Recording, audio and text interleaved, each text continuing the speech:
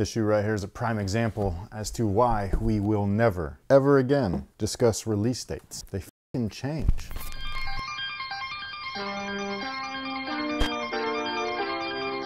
Hey, what's going on, guys? My name's Chris. Welcome back to the official WearTesters.com YouTube channel. Today we got a detailed look and review at these cult classics right here. This is the Air Jordan 9 in the original olive colorway. They do come in an original style box, which I absolutely love. And the product itself isn't half bad either. These are one of the better built Air Jordan 9s that we've gotten in recent years, which I think is a good thing. But before we deep dive into these bad boys, we do have a quick word from today's sponsor, which is the good folks over at Scheels. They're a retailer both in-store and online. They have a wide variety of sneaker brand accounts. They are official account holders for brands such as Jordan Brand, Nike, and so on and so forth. They carry all kinds of different footwear and sporting equipment. And on top of all of that, it looks like these guys have made their way onto Scheels' release calendar. So if you're having trouble at other retailers, check out Scheels.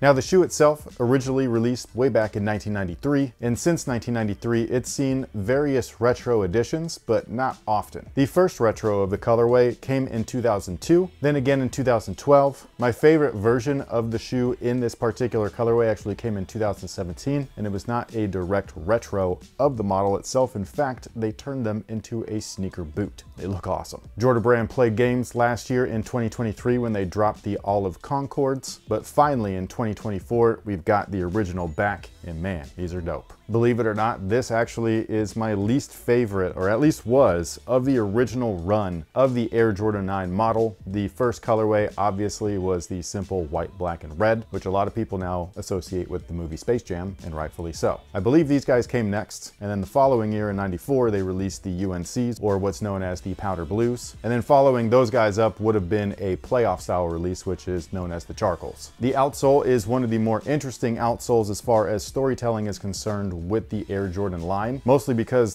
this is one of the first models to actually feature storytelling. If you look at all the other previous outsoles, the Air Jordan 8, 7, 6, 5, all the way down to 1, it was performance only, at least what they thought would perform well. So if you're looking at the 6, 7, 8s and you're being like, I don't know about that, they do work well. We have performance reviews on all of them. But anyways, this guy right here was representing the globalization of the game of basketball itself, and they equate that to Michael Jordan personally. Like when he was on the Dream Team in 1992, the game of basketball literally exploded. They were treated as if they were the Beatles. They were the rock stars of hoops. And because of that, Tinker got a great idea and was just like, why don't we showcase that right here on the outsole? We've got multiple different languages. We've got a globe. We've got kanji. The year that the shoe would essentially make its main reign, like the full calendar year, 1994. And then my favorite aspect of the outsole is actually on the heels, the giant 23 with the massive Jumpman logo. It's just epic looking, man. It's so cool. Moving on up, the Jumpman is facing the right way. And yes, I will call this out every time because I called it out when it was the wrong way every time and it was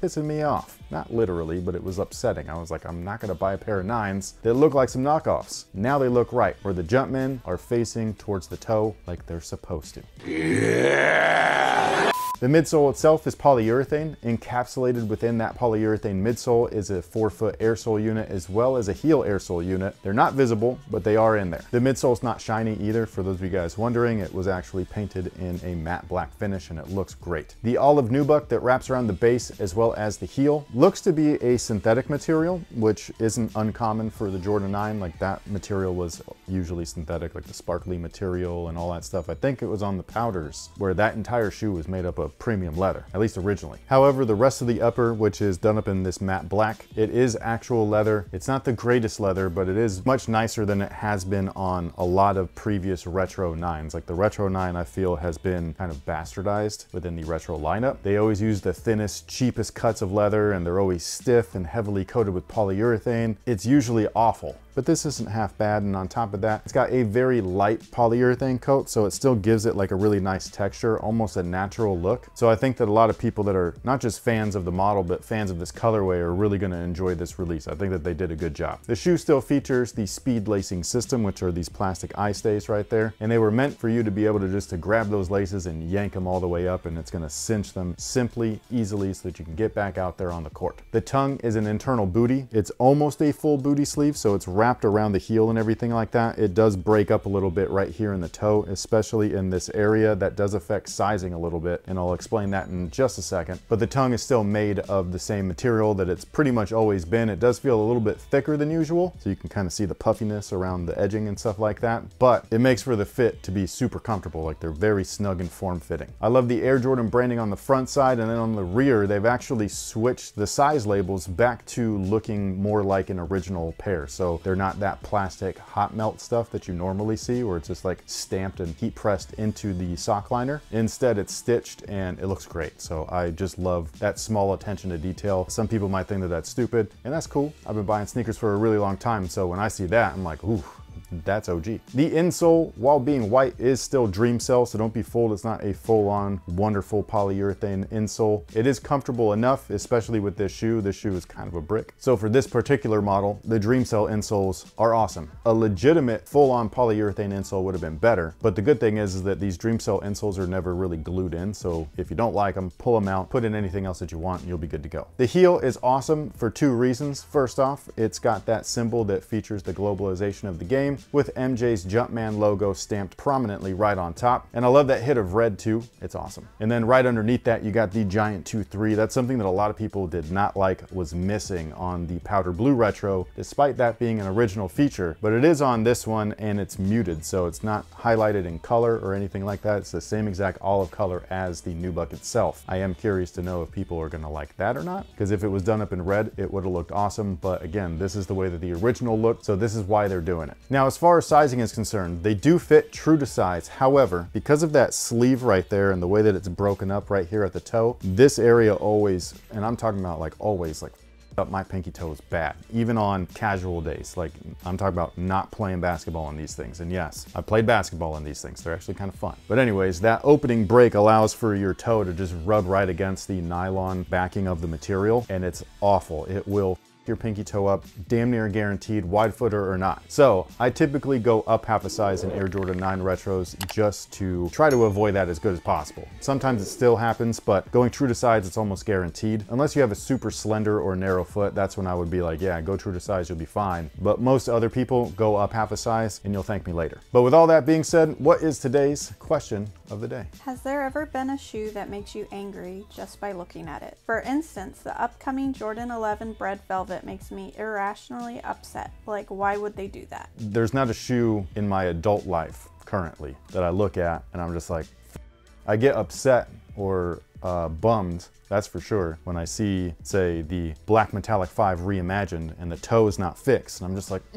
because I want that shoe. I would love to buy it. I will not buy that though. I will not support that. Just like with the 9s, when they didn't have the Jumpman facing the right way, they were facing backwards on the left shoes. And it's just like, sorry guys, not buying it. Like, no more of this. I'm not supporting crap. So I don't get mad. I just don't support it. That's all. Although if I will say like what shoe when I see it makes me have a reaction, like a, ooh, you know what I mean? That's what they want. Yeah, so that type of shoe, there's a lot. Excellent. Hokas often do that. Not anymore, I've gotten used to them, but like they used to. Some of your Uggs do that. The ones that you just got, those new ones, where they're like a mule. I love them. But they're on a platform. You can't change my mind, they're so comfy underneath. No, and it's cool that you like them. I'm just saying that when I look at them, I go, like it's one of those like, damn, those are ugly. You know what I mean? So yeah, Birks used to do that. At this point, everybody wears those things, including myself. So like, I've gotten used to them. They're still ugly, but the benefits from wearing something like that, I will agree with. Like, I'll align myself with like foot health. Like,